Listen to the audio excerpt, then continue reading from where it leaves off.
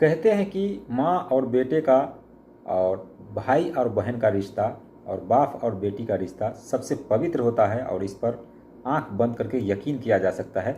लेकिन आज के दौर में आप अगर देखेंगे तो कोई ऐसा रिश्ता बचा नहीं है जिसके अंदर क्राइम ना हुआ हो और जिसके अंदर ये तमाम चीज़ें ना हुई हो। ऐसे ही एक कहानी है, दिल्ली की ये कहानी है। नमस्कार, मैं खुर्शीद आलम और आप देखना शुरू कर चुके हैं रियल क्राइम हिस्ट्री। आज की जो क्राइम हिस्ट्री है वो दिल्ली से है। दिल्ली में एक परिवार रहा करता था। घर के जो मुखिया थे वो राम विजय और उसकी पत्नी राधा और उसका एक बेटा आलोक, ये तीनों रहा करते थे। बेटे को जो है पढ़ाने के लिए वो बेंगलोर भेज दिया था और बेंगलोर में ही उसकी पढ़ाई चल रही थी।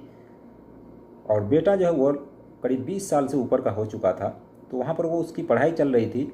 और इधर राम विजय और राधा दोनों रह रहे थे, दोनों पति और पत्नी। राम विजय जो है वो नौकरी करता था, नौकरी पेशा आदमी था। और इतने में होता यह है कि राम विजय की जो पत्नी है राधा, वो किसी कारण इस दुनिया को छोड़कर चली जाती है, अलविदा कह देती है।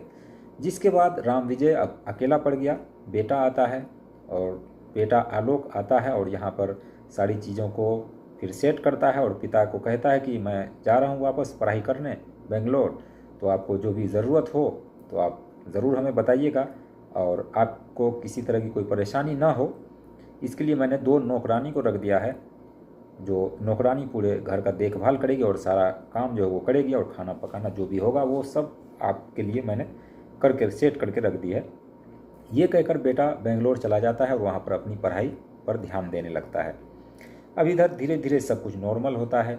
करीब 1 साल बीतते हैं और उधर जो आलोक है, राम विजय का बेटा जो बेंगलोर में पढ़ाई कर रहा था, वहाँ पर उसकी एक लड़की से दोस्ती हो जाती है।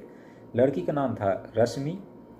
रश्मि से दोस्ती होती है, फिर दोस्ती प्यार में बदलती है। दोनों एक दूसरे के साथ जीने और मरने की कस्में भी खाते हैं, जिसके बाद वो दोनों रिलेशनशिप में वहाँ पर रहने लगते हैं और एक साथ रहने लगते हैं। वक्त बीतता है और इधर जो राम विजय है वो अपने घर आता, अपने घर पर जो है वो अपने आप को अकेला महसूस करता क्योंकि पत्नी जो है राधा वो छोड़कर चली गई। ये एक खूबसूरत और जवान लड़की को अपने घर ले आता है। करीब लड़की की उम्र 25 से 26 वर्ष होगी। ले आता है, जिसके बाद अगल बगल के अड़ोसी पड़ोसी को पता चलता है कि इसके घर एक नौजवान लड़की जो है आई है और पता नहीं किस काम से आई है। तो धीरे धीरे उसका जो बेटा है जो बेंगलोर में पढ़ रहा है आलोक, उसको पता चलता है। तो वो बेटा जो है अपने पिता को फ़ोन करता है और कहता है कि मैं सुन रहा हूँ कि अपने घर में एक लड़की है। तो पिता कहता है हाँ वो बात सही है, लेकिन वो लड़की नहीं बल्कि मेरी सेक्रेटरी है और मेरा जो भी काम है वो सब करती है, वो सभी काम वही निपटाती है, इसलिए मैंने उसको रख रखा है अपने घर पे। वो आती है और सारा काम वो जो है जो भी ऑफिस वगैरह का काम है वो भी कर देती है। तो बेटा कह देता है ठीक है कोई बात नहीं, लेकिन मैंने इस तरह की बातें सुनी थी इसलिए मैंने आपको फ़ोन किया। फिर कुछ दिन बीतते हैं। उसके बाद जो बेटा है वहाँ पर उसको ऑफिस से छुट्टी मिलती है। वो सीधा घर आता है।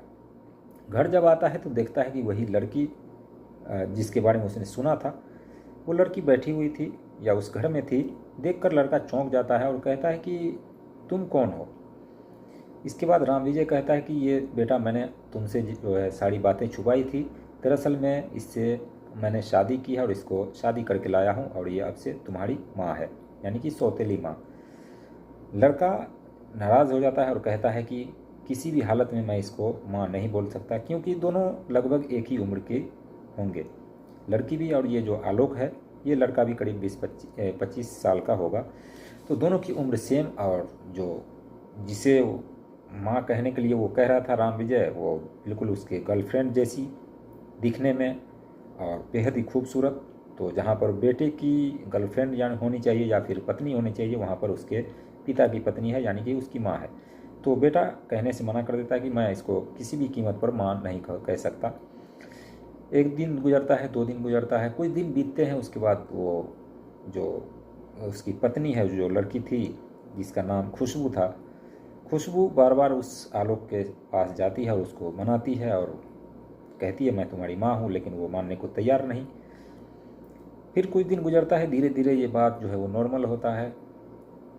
आलोक जो है अपनी गर्लफ्रेंड रश्मि से वो बार बार वीडियो कॉल पे या फिर कॉल पे हमेशा बात करता रहता था। उसका भी मन नहीं लग रहा था क्योंकि वहाँ पर वो रिलेशनशिप में रहता था। राम विजय जो है अपना ऑफिस चला जाता दिन में और दिन में ये दोनों घर पर होते। ऐसे ही धीरे धीरे होते होते एक दिन आलोक जो है वो तय करता है कि हम ऊटी घूमने के लिए जाएंगे। ऊटी घूमने का प्लान करता है, बैग वैग पैक कर रहा होता है। जिसके बाद वो माफ़ कीजिएगा, वो खुशबू आती है, यानी कि उसकी सौतेली माँ आती है और कहती है कि मैं भी चलूँगी तुम्हारे साथ घूमने के लिए। लेकिन इस बात पर वो चिढ़ जाता है और कहता है कि नहीं, तुम मेरे साथ जाओगी तो फिर लोग क्या कहेंगे। तो वो कहती है, खुशबू कहती है कि ठीक, मैं तुम्हारे पापा से बात करती हूँ और तुम्हारे साथ जो है मैं भी चलूँगी घूमने के लिए, मेरा भी मन नहीं लग रहा है। तो खुशबू जो है वो राम विजय अपने पति को फ़ोन करती है और वहाँ से ऑर्डर लेती है। राम विजय कहते हैं कि ठीक है, अगर ऐसी बात है, तुम दोनों का मन नहीं लग रहा है तो ठीक है, तुम जाओ और घूम करके आओ ऊटी से। ये दोनों ऊटी के लिए निकल जाते हैं। ऊटी में एक कमरा बुक करते हैं, एक होटल बुक करते हैं। होटल में ये दोनों रहते हैं, एक ही कमरे में रहते हैं। पहला दिन नॉर्मल गुजरता है। दूसरे दिन जब आता है तो दूसरे दिन ये जो लड़का है आलोक, ये अपनी गर्लफ्रेंड से बात कर रहा होता है और वीडियो कॉल पर बात कर रहा होता है। वो पूछ रही होती है कि तुम कहाँ हो। लड़का कहता है मैं अपनी मम्मी के साथ हूँ, घूमने आया हूँ। उस पर वो गर्लफ्रेंड जो नाराज़ हो जाती है और कहती है कि नहीं, तुम जल्दी से वापस आ जाओ, मेरा मन नहीं लग रहा है। इतने में ये जो आलोक है फ़ोन काट देता है। उसके बाद जो है वो जो उसकी सौतेली माँ है उसके साथ वो दिन भर घूमता फिरता, फिर कमरे में आता। लेकिन दूसरी जो रात है, पहली रात तो यूं ही गुजर गई। दूसरी जो रात आई तो रात में ये दोनों एक ही बेड पर सो रहे थे। क्योंकि होटल महंगा था तो दोनों ने सोचा कि एक ही बेड लेते हैं और उसी पर एक ही कमरा लेते हैं और उसी में जो है एक ही बेड पर सो जाएंगे। और यही होता है। जब दूसरी रात ये दोनों सो रहे थे रात को एक ही बेड पर, तो आलोक जो है वो अपनी जो महबूबा थी उसकी रश्मि, उसको याद कर रहा होता है और उससे ये जुदाई जो है वो बर्दाश्त नहीं होती है। जिसके बाद वो जो बगल में उसकी सौतीली माँ सोई हुई थी वो उसे जोर से पकड़ लेता है और अपनी बाहों में भर लेता है। जिसके बाद खुशबू यानी कि उसकी सौतेली माँ वो थोड़ी बहुत चिढ़ती ज़रूर है, अपने आप को बचाती ज़रूर है, लेकिन फिर बाद में उसे भी अच्छा लगने लगता है क्योंकि उसे पति का वो प्यार जो है वो नहीं मिल पाया था। दोनों एक दूसरे में समा जाती है। दोनों एक दूसरे के जो है अपने कपड़े उतारते हैं। उसके बाद वो दोनों हम बिस्तरी करते हैं। पूरी रात में कई बार ये दोनों हम बिस्तरी करते हैं। फिर सुबह होती है, फिर ये लोग घूमने फिरने जाते हैं, लेकिन वहाँ भी इन लोगों का मन नहीं लगता। फिर वापस से ये आ जाते हैं और फिर दिन भर उसी में, क्योंकि दोनों जो है वो नौजवान थे और जवानी जो है दोनों पर चढ़ी हुई थी, जवानी का खुमार चढ़ा हुआ था और दोनों बिल्कुल फ्री थे, कोई रोकने टोकने वाला नहीं। तो होटल के अंदर जब भी आता तो वो दोनों एक दूसरे में समा जाते और दोनों लिपट जाते। और यही जो है कुछ दिन चलता रहा, करीब 5-6 दिन बीतते, एक हफ्ता बीतता है। जिसके बाद ये दोनों वापस जाने का फैसला करते हैं। लेकिन आलोक और खुशबू, ये दोनों जो माँ बेटे हैं, ये दोनों का पैसा जो ख़त्म हो जाता है। तो ये जो खुशबू है वो अपने पति को यानी कि राम विजय को फ़ोन करते हैं कि हमारा पैसा जो वो ख़त्म हो चुका है और हम लोग कुछ दिन और यहाँ पर घूमना चाहते हैं क्योंकि अच्छा लग रहा है, और जो आलोक है हमारा बेटा वो भी हमसे घुल मिल गया है, तो कुछ पैसे भेज दीजिए। तो राम विजय जो है वो राज़ी हो जाता है और उसके अकाउंट में कुछ पैसे जो वो ट्रांसफ़र कर देता है।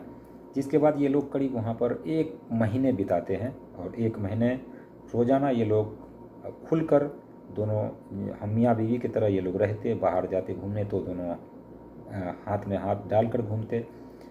और बाहर ये लोग ज़्यादा बिताते नहीं थे, बल्कि ये लोग जो है ज़्यादातर होटल में ही बिताते थे और होटल में दोनों एक साथ एक दूसरे से लिपटे हुए रहते थे हमेशा। और ऐसे में ये जो खुशबू है वो गर्भवती हो जाती है। 1 महीने बाद ये लोग जो है घर आते हैं और घर में जब आते हैं तो राम विजय होते हैं। और यहाँ पर जब राम विजय के पास खुशबू जो है वो सोने के लिए नहीं जाती या फिर उससे एतराज़ जताने लगती है क्योंकि उसका पति था, लेकिन उसके बावजूद उसके पास सोने के लिए नहीं जाती, तो राम विजय को बुरा लगता है। और ये हमेशा जो है वो आलोक से ही लिपटी रहती, जब भी मौका मिलता उसके साथ लिपट लेती। दिन भर तो उसके साथ रहती ही थी, रात में भी वो राम विजय के साथ नहीं सोना चाहती थी। धीरे धीरे वक्त बीतता है, दिन बीतता है और उसके बाद जो राम विजय है वो कहता है कि ये सब तुम्हारा ठीक नहीं है, अगर ऐसे करती रही तो अच्छा नहीं होगा। जिसके बाद ये जो आलोक है और खुशबू, ये दोनों मिलकर एक प्लानिंग रचते हैं कि क्यों ना राम विजय को ही रास्ते से हटा दिया जाए।